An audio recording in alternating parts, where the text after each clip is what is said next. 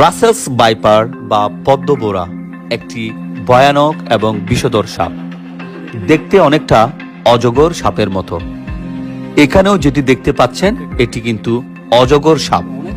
এই অজগর সাপের মতো দেখতে রাসেলস ভাইপার সাপটি আপনি দেখবেন কুণ্ডলী আকারে পেঁচিয়ে কোনো একটা স্থানে অবস্থান করছে।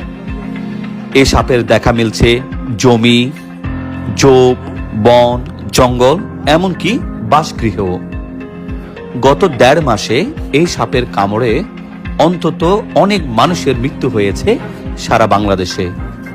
এই সাপ ডিম দেয় না, তাই ডিম থেকে বাচ্চা ফোটানোর কোনো প্রশ্নও আসে না। তবে এই সাপ অনেকগুলো বাচ্চা প্রসব করে। সাম্প্রতিক সময়ে দেশজুড়ে এই সাপের ব্যাপক বিস্তার লাভ করেছে। বিভিন্ন মাধ্যম থেকেও আপনারা বিষয়টি জেনেছেন।